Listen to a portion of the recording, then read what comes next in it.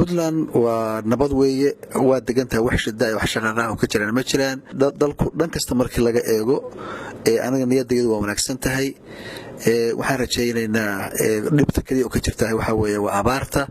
iyada ilaah baa keenay ilaah baana ummadda abaarta ka saari kara ilaahay waxaan ka rajaynayaa ummaddan inuu soo qaboojiyo ummadda khayr qaba una siiyo iyada laftigeeda dadaalkeeda waa ku jirnaa haddee noqoto culumo haddee noqoto ganacsato haddee noqoto dowlad dhinaca ammaanka kale marka oo leexano bal ka waran xaaladaha galgala waa la socotaayo October 2deedii 2014 dagaalkan Banoowe waa u socdaa buurta waana ka guuleysanay waana wadaynaa ilaa inta qofka ugu dambeeyay shabaabihii laga saarayo dalka Puntland dhowr jeer waa la socotaa inay dalka soo weerareen waatay Suujiya Garmaal iyo Garacad intaba iyagoo dhowr boqol 700 iyo ka badan kor u dhaafaya ciidamada geesiyaasha Puntland ayaa difaacay qaarna waa dilay qaarna waanu haynaayo xabsida ay ku jiraan maxkamad baa la hor keenay wixii waajibkooda waa la marsiinaya hadii Ilaahay yiraahdo nimankan kale oo daacishta oo jooga buuraleyda bari ee Qandala iyo ereyadeeda waa la socotaan magaalada ay muddo yar haysteen oo koonay qabsadeen dabcan haddana ciidamada geesiyaasha Puntland ayaa tagay ka saaray qaar badan oo maxaabiisna waa haynaa oo qabanay qaar badanna waa laga laayay haddana farxadkooda ayaa lagu daba joogaa insha Allah waxaan rajaynaynaa in la soo afjaro waqti aan dheerayn waxa jira magaalada Boosaaso weeraro ay ka geysteen ururadaasi mas'uuliyiin lagu dilay arrimaha maxaa laga qabtay wala socotaan wax badan baan ka qabanay dadkii fuliyay dilkaas qorshaysan oo hadda aan ka hadlay oo ahayd inay magaalada dib ugu soo laabtaan waa qabanay qaar badan oo kamida waa la socotaan TV-da la keenay iyagoo qiranaya in ay dadkii dilkaas fuliyay ay yihiin 7 kamid ah waa xukunay hadda rafaankii bay sugayaan dabcan marka waajibku wuxuu ahaa qofkii dil geysta annaga xukuumadana saaray waxay ahayd in dadkii dilka geysta la soo qabto waa soo qabanay wixii kale oo aan tuunkaas ku jiro oo waa wadayna insha Allah Ilaahay idinkii soo bandhignay dabad aragteen kuwii ka dambeeyay in badan kamid waa la soo qabto la xiray waa la xukumay kuwa badan kale la rajayna la soo qabto insha Allah muddada aad xilka haysay 3 sano ahayd waxa la xukumay dad badan oo al-shabaab ah maxkamadda darajada koowaad iyo tan labaad way mareen saxiixaga ka dhinaa ma jiraan wax dil oo lagu fuliyay way jiraan dad idin lagu fuliyay dad kala dilay laba qof kamid ah anigu intaan ogahay aan la socdo kuwa hadda xukumanna oo dalka ku xukumanna insha Allah markii processkooda soo dhamaado talaabadii ku haboon dawladda way ka qaadaysaa insha Allah dilaayra maxaabiista Suud iyo Garmaal qaar daadooda ayaa yareyd oo dawladda cafis bay u fidisay qayb kalena maxkamadda ugu dambeysay mareen waxaan ugu maqaala ah bishii dhamaatay in maxkamadda ugu dambeysay ay dil ku xukuntay bal xaaladda ka war waa run qaar ka mid ah dhalinyaro ahayd oo ilmo yar yar oo 14 iyo wixii ka yar ilmo yar 14 sano jira anagu ma dilayno dhaqan bay u baahan yihiin xabsiyo ku haboon oo aan Puntland ku oolin oo loogu sameyn karo training iyo dib habeyn iyo qaramada midoobay ayaan ku wareejinay iyaga waa elman oo muqdisho ku taala ayada ayaa marka leh facilitieski lagu tababaray alxamdulillaah ilmaha in xabsi weyn lagu hayo oo ay dad waaweyn ay xabsi kula xiran yihiin kuwa lamida dhaqan ciidantaas Puntland laga soo biyo oo hadda UNICEF la yiraahdo barnaamijka fuliso wayna wada hawsha iyada ah wixii hadda ka dambeeyay Puntland baa lagu hayn doonaa laakiin maadaama hadda aan facilitieskaas lahayn ama adeegaas waxaan ogolaanay UN-ku ay qaado kuwa weyn oo la xukumay oo dilka ku xukuman dabcan wixii ku haboon waa talaabada ku haboon laga qaaday rafaankii ayaa dhamaaday dhawaan dhalinyarada lagu eedayo inay al-shabaab yihiin ama ay daacish yihiin ayaa waxa la dhahaa muddada baarista ay marayaan waxay la kulmaan tacadiyo arrimaha noocaas ma ku gashay marna ma dhicin saxna maaha mar la ogolaanayo wax tacaddi la yiraahdo iyo jirdil qof laga sameeyo waxa la yiraahdo in uu hadlo sax maaha amarkaasna way qabaan ciidamaduna waa u tababaran ma dhacdo sababtoo ah cid kasta ma baarto arrimaha al-shabaab dad gaar ah oo hawsha qabta ayaa jira ama ha noqdaan ciidamada iyada nabad sugidda ama ha noqdaan booliiska waana la weydiiyaa qofka in la jirdilay in kale ma dhacdo hawshaasi mana aqbalayno sababtoo waxa anigu ka madaxweyne ahaan inaan qof islaam ah oo aan dambi lahayn oo dambi aan gelinin oo waxba dilinin inaan saxiixayga ku dhinto oo gardaro lagu dilaahay sax maaha sababtoo waxa adduun iyo aakhirada waxa laga weydiinaya mana aqbalay anigu mana dhacdo waana ka taxadarnaa arrinta iyada ah madaxweyne qodobo ka mid ah dastuurka Puntland waxa uu ogol yahay in qofku uu fikirkiisa hadli karo mararka qaybtooda waxa dhacda qof fikirkiisa ka hadlay ama wariye soo jeediyo barnaamij markaas taagan oo u arko inay habboon tahay in laga hadlo inuu xarig mutaysto marka qodobadaasi miyaysan madaxweyne ahayn kuwa ka hor imaanaya dastuurka Puntland faadumo horta wariyanimada iyo julis waa la bartaa ma aha qof walbaaba inuu mikrofon inta la ordo wuxuu doono ku hadlo u mareemayo maamul iyo dawlad uga dabacsan saxaafada inay jirto dawladda Cabdiwali ee hadda jirto anagu qofna fikirkiisa kuma maagno inta dawladda la xalaga sheegaya inta dawladda la caayaya inta waxba la qoraya anagu mana dabagallo mana dadka daba orodno afka ma qabanno laakiin waxaan rabnaa wixii saak inta soo dhaafta oo akicin bulsho iyo dad u adeegaya siyaasada kale iyo arrimo kale oo wixii saxan sheegayn oo si objective ah aan uga hadlaynin wixii jiray laakiin ka shaqeynaya kicin bulsho iyo incitement of violence wax la yiraahdo dunka looga yaqaano lama ogolaado meel waxaas laga ogolaada ma jirto bulshada in la kiciyo la yiraahdo kaco kale dagaalamo dhagax tuur oo dhibaato sameeyo la yiraahdo inta ogolaanaysa dunka ma jirto waa loo nidaamka wax ka hor imaanaysa loo aan order ka hor imaanaysa dawladnimada ka hor imaanaysa burburintii iyo qarannimadii iyo dawladda in la iyo nidaamka la burburiyo ayaa imaanaysa taas lama ogolaan karo laakiin wariyuhu inuu wuxuu jira sheego inuu hadlo in si objective oo wixii jira oo sax oo dhexdhexaadnimo neutrality wax la yiraahdo uga hadlo dawladda Puntland ma diidana anaguna ma diidani ididana ma jirto laakiin dawriyaal uun ma aha dadka la xira dad caadi oo odayaal iyo siyaasiyiin iyo kulli baa jira oday aan xirana ma jirto siyaasi xirana ma jirto hal nin oo hadda shabaab la shaqeynayay oo ninka waasoo xiran wadan xaraga la yiraahdo dadka noocaasa oo nimanka la xukuumada arkayseen qaraalka hadlayay inta xabsi ugu tagay yiri soo musawiray aan waliba aan u malaynayo inuu fariin dirayay shaabu ka tirsan yahay waan shaqeynaya arkay inay ahayd baan u qaadanaa wax kale waan qaadan karo sababta weeyaan muxuu qof dad laayay oo dad ehelkoodii uu joogo ay taagan yihiin waa bayasho la laayay oo walaalaasho la dilay oo inuu inta xabsiga tago yiraahdo nimankan waa la jir dilay dambi ma laha inuu yiraahdo waa dambiile isna dambiile kale wax ka la keenaya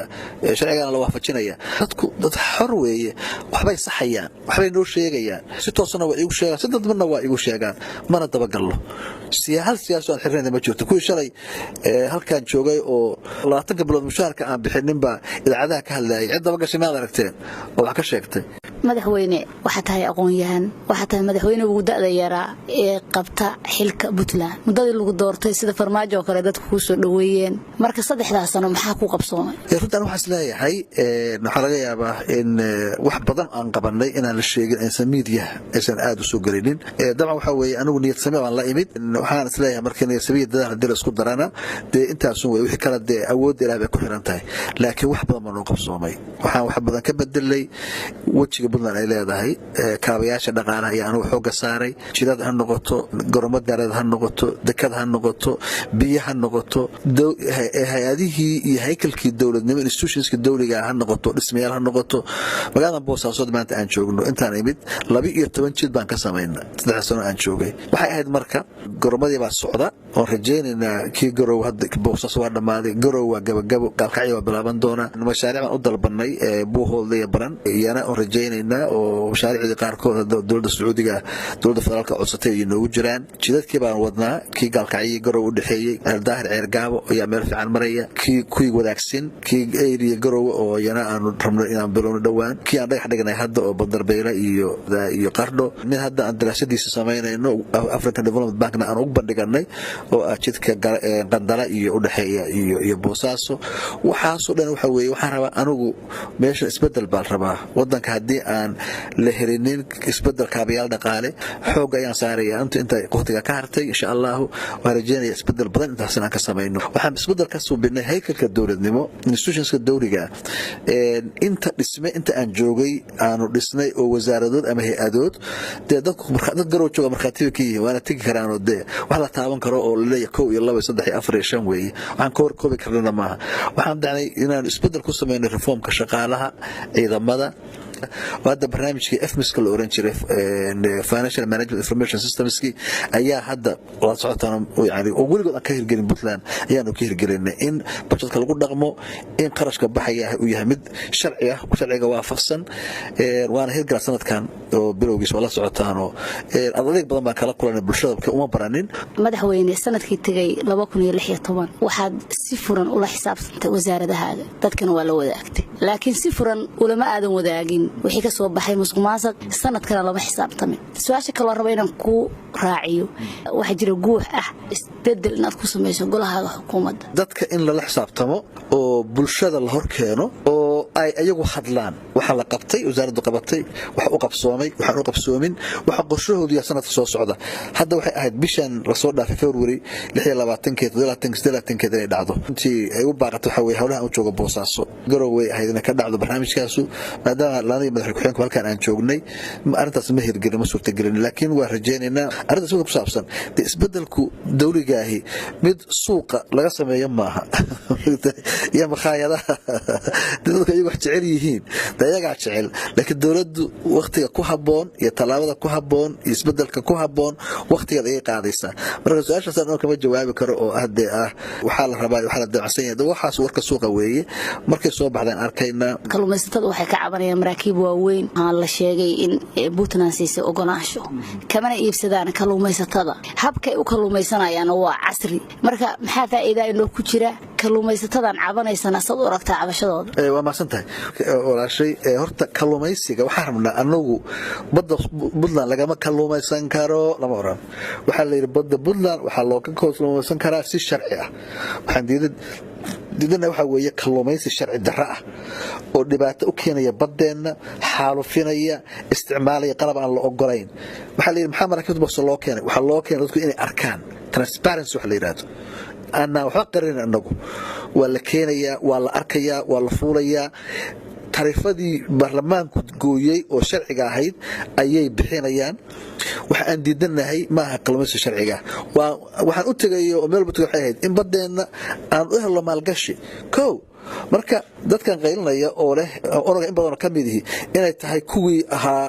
horgalayaasha sharci darrada ku keenay jiray Iiraaniyiinta iyo Yemeniyiinta way waxa qaylinaya dadkii bulshadii reer Puntland oo saxda ahayd ma aha waxaan rajaynaynaa in la helo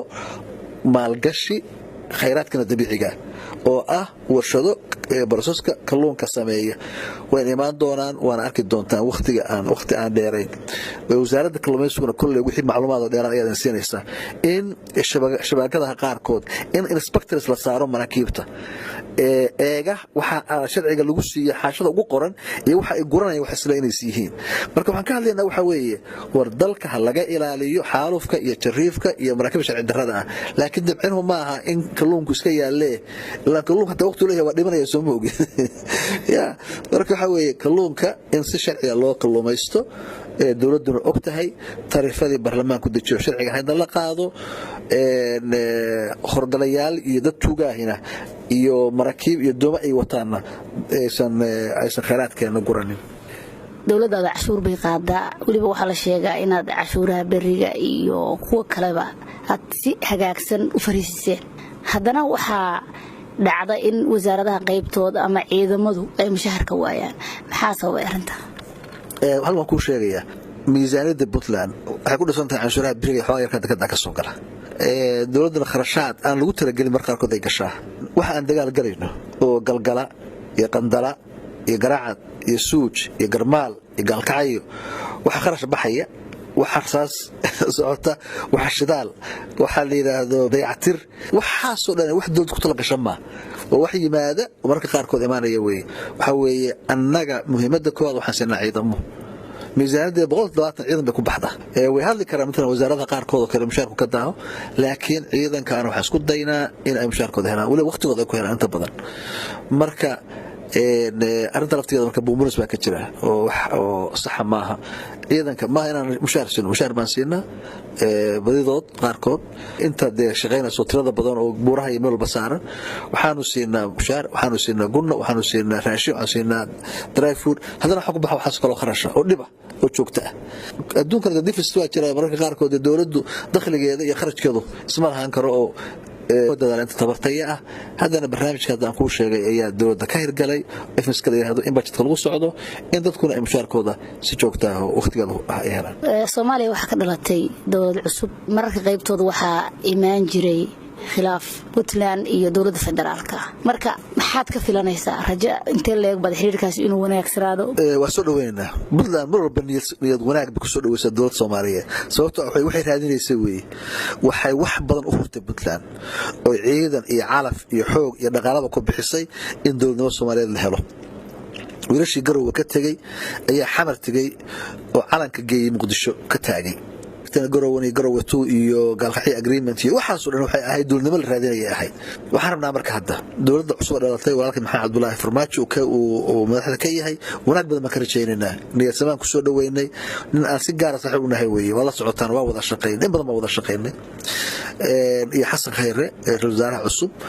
iyo kaabinetka soo dhisi doonaan intaba khayr baan ka rajaynaynaa iyo inaan si dhow wada shaqeyno wanaag Soomaaliyeed ninna guurta ka shaqeynmayo waxa laga shaqeynaya waxa weeye waa wanaag Soomaaliyeed iyo dowladnimo iyo qarannimadii iyo karaamadii iyo sharaftii Soomaaliyeed inay soo laabato anagu diyaar baan u nahay niyad wanaag baan ku soo dhaweynaynaa iyo sidoo kale ka rajaynaynaa aad baa u mahadsantahay waqtiga qaaliga CCFO